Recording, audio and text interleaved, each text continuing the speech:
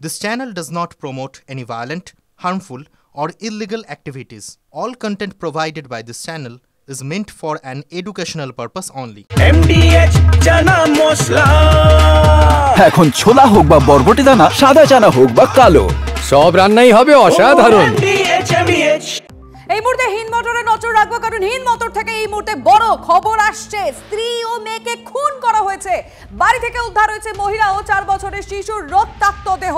ধারালো ছুরি দিয়ে গলা ও শরীরের একাধিক জায়গায় আঘাতের চিহ্ন পাওয়া যাচ্ছে। তদন্তে চন্দননগর কমিশনারেট। পারিবারিক অশান্তির জেরে খুনের ঘটনা বলে অনুমান করছে পুলিশ। স্ত্রী মেয়েকে খুন করে আত্মহত্যার চেষ্টা করে অভিযুক্ত। ঘটনা এখন আমরা কিছুই জানতে পারিনি ততটা। সকালবেলা খবর পাওয়ার পর উত্তরপাড়া থানার সবাই এসে এখান থেকে একই ফ্যামিলির 3 জনের ইনজুরি বলা যাবে, কারণ এখনও ডাক্তারের সার্টিফিকেট আমরা পাইনি, তাদেরকে নিয়ে হাসপাতালে শিফট করা হয়েছে। তদন্ত শুরু হয়েছে, এরপরে বিস্তারিতভাবে পেলে সেগুলো বলা হবে। আমরা এসে দেখলাম একজনের একটু শ্বাস বেঁচে ছিল, ওনাকে হসপিটালাইজ করা হয়েছে, শিফট করা হয়েছে হসপিটালে। আর 2টো বডি ওখানে ছিল। তাদেরকে একজনে যা শুনলাম, আমি উপরে যাইনি, কিন্তু যা শুনলাম যে গায়ে কাপড় ছিল না মহিলার, আর ছোট বাচ্চা একটা ওর গলা কেটে। কি বলবেন, সামাজিক অবক্ষয় এটা? নিশ্চয়ই, এটা তো সামাজিক আর মানসিক দুটোই অক্ষয়। আমার নাতনি আর বাচ্চাটা আর ও যাবে ভুলেই দেখি চা খেতে ডাকবো, পাশে ওঠো চা খাবে না, ব্যাস দিয়ে দেখি কি রক্তাক্ত। হ্যাঁ, মনে হচ্ছে আমার ওই ভাগ্নিরা দুজনে ঘুমোচ্ছিল, ভাগ্নিটার নাতনি আমার হয়তো জামাই নিজেই খুন করেছে নতুন চাকু দিয়ে।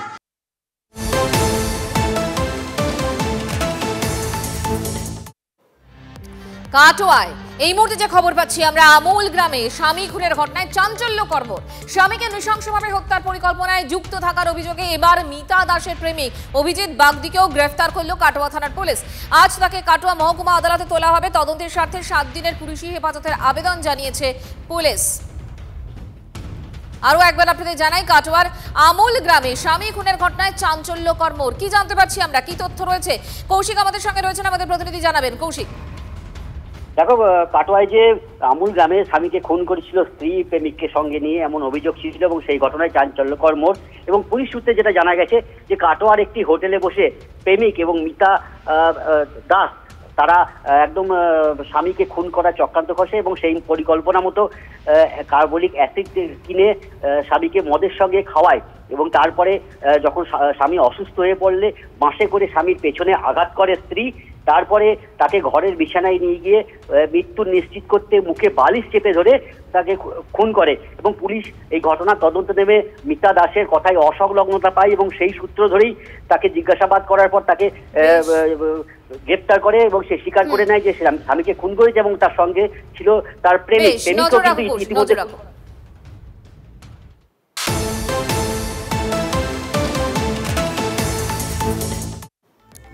পরের খবরে আসি। শুভেন্দুর বিরুদ্ধে স্বাধিকার ভঙ্গের প্রস্তাব গ্রহণ করলেন স্পিকার। মুখ্যমন্ত্রী সম্পর্কে মিথ্যাচারের অভিযোগে শুভেন্দুর বিরুদ্ধে স্বাধিকার ভঙ্গের প্রস্তাব আনেন চন্দ্রিমা ভট্টাচার্য, শোভনদেব চট্টোপাধ্যায়, ইন্দ্রনীল সেন, অরূপ বিশ্বাস। সেই প্রস্তাব গ্রহণ করে প্রিভিলেজ কমিটিতে পাঠালেন স্পিকার বিমান বন্দ্যোপাধ্যায়। শুভেন্দু অধিকারীর করা মন্তব্য বিধানসভার বাইরে, তাহলে কেন তা গ্রহণ করা হলো? প্রশ্ন তুলে প্রতিবাদে সরব হন শঙ্কর ঘোষ। প্রসঙ্গত এ নিয়ে বিরোধী দলনেতার বিরুদ্ধে মোট 8 বার স্বাধিকার ভঙ্গের প্রস্তাব আনল শাসক শিবির। অবাক হয়ে দেখলাম যে বিরোধী দলনেতা তিনি এমন অভিযোগ করেননি হাউসের ভেতরে, বাইরে বেরিয়ে প্রেসের কাছে বললেন পাকিস্তানের হয়ে ব্যাক করছে, পাকিস্তানের পক্ষে কথা বলেছে, কোনো জায়গায় পাকিস্তানের পক্ষে কথা বলেছে। তারপরে আরও অনেক কিছু বলেছেন, সেটা প্রেসের নথিতে আছে। কাকে সমর্থন করছেন, জঙ্গিদের সমর্থন করছেন, নানা রকমের কথাবার্তা। তো এইগুলো কথা কোনো হাউসের ভেতর হয়ইনি, তো সেই অভিযোগ তিনিও তোলেননি হাউসের ভেতরে। সুতরাং এই যে অসত্য কথা বলা এবং এই মানুষকে বিভ্রান্ত করা, এগুলো কিন্তু চলতে পারে না। এর জন্য তার বিরুদ্ধে একটা প্রিভিলেজ আনা। এর আগেও এনেছে, নতুন কি? বিজেপির বিরোধী দলনেতার বিরুদ্ধে স্বাধিকার ভঙ্গের অধিকার টানবে স্পিকার। যে স্পিকার এবং মুখ্যমন্ত্রী ওবিসি নিয়ে রিপোর্ট পেশ করার পর পালিয়ে যায় বিধানসভা থেকে, কথায় উত্তর দিতে পারে না যে কেন মুসলিমদেরকে ওবিসি লিস্টে ঢোকাচ্ছেন হিন্দুদেরকে বাদ দিয়ে। কৈবর্ত, চাষি, কত আছে, সদগোপ, প্রচুর মানুষ এখনো বাকি আছে যারা ওবিসির যোগ্য, যাদেরকে মাহেশ্বরদেরকে, যাদেরকে ঢোকানো হয়নি। 127 খানা মণ্ডল কমিশন সুপারিশ করেছিল ওবিসিতে, তাদের মধ্যে এখনো 54 খানার মতো বাকি আছে যাদেরকে মণ্ডল কমিশনের লিস্ট থেকে ঢোকানো হয়নি ওবিসিতে। তো মুখ্যমন্ত্রী তো উত্তর দিতে পারছেন না, মুখ্যমন্ত্রী ভোট ব্যাংকের পলিটিক্স করছেন। আজ আমাদের নজর ছিল বিধানসভায়, তার কারণ আমরা দেখতে পেলাম সেখানে অনুব্রত ইস্যু টেনে এনে, কারণ তিনি যেভাবে আইসিকে কদর্য ভাষায় স্ত্রী মাকে টেনে এনে হুমকি দিয়েছিলেন সেই বিষয়টা সামনে আসে। শিখা চট্টোপাধ্যায়, চন্দনা বাউরি, মালতী রাভার আনা মুলতবির প্রস্তাব খারিজ হতেই বিক্ষোভ দেখায় বিজেপি। প্রতিবাদে বিধানসভা থেকে ওয়াকআউট করে বিজেপি বিধায়করা এবং এসআরডির চেয়ারম্যানকে অবিলম্বে গ্রেফতারের দাবিও করেছে বিজেপি। বিধানসভা চত্বরে বিক্ষোভ, সেই ছবিটা আমরা আরো একবার আপনাদের সামনে রাখি।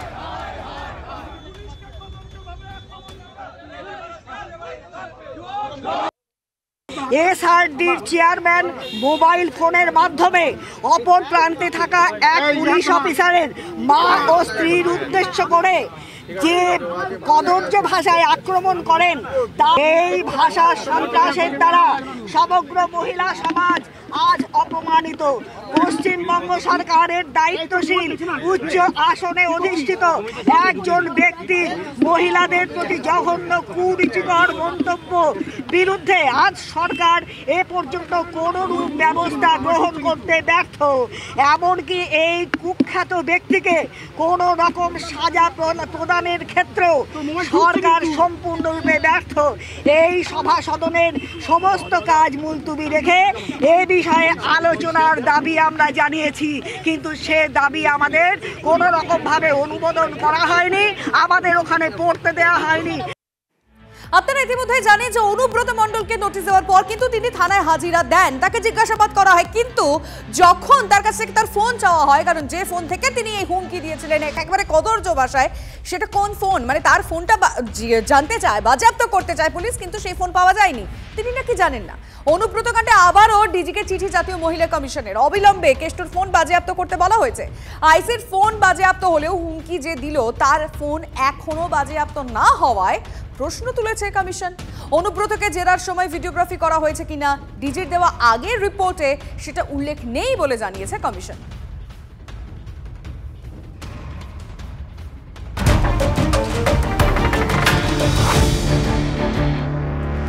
স্মার্ট মিটার নিয়ে দিকে দিকে ক্ষোভ কিন্তু রয়েছে। এই স্মার্ট মিটার নিয়ে ক্ষোভের আজ বিধানসভার অন্দরেও দেখা গেল। কেন্দ্রের বিরুদ্ধে জোর করে প্রকল্প চাপানোর অভিযোগ রাজ্যের। স্মার্ট মিটার বন্ধ করেছেন মুখ্যমন্ত্রী, আর কোনো প্রিপেড স্মার্ট মিটার লাগানো হবে না, পোস্টপেড হিসেবেই বিল যাবে গ্রাহকের কাছে। বিধানসভায় জানালেন বিদ্যুৎ মন্ত্রী অরূপ বিশ্বাস। পাল্টা রাজ্যকে নিশানা করেছে বিজেপি। স্মার্ট মিটার নিয়ে উনি না করেছেন বিশ্বকর্মা যোজনা, সোলার সিস্টেম, অসংখ্য এই ধরনের প্রজেক্ট, সেই প্রজেক্টগুলো ইমপ্লিমেন্ট করতে দেন না। ফলে আয়ুষ্মান ভারত থেকে শুরু করে আমরা শুধু এইটুকু বলবো, যেটাতে মানুষের সহযোগিতা হয়, কেন্দ্রীয় সরকারি প্রকল্পগুলিকে বাধা দেওয়া হচ্ছে ওনার রাজনৈতিক পরিকল্পনা। আরে কম দে কিন্তু খাঁটি দে, MDH কাশ্মীরি লাল লঙ্কার গুঁড়ো।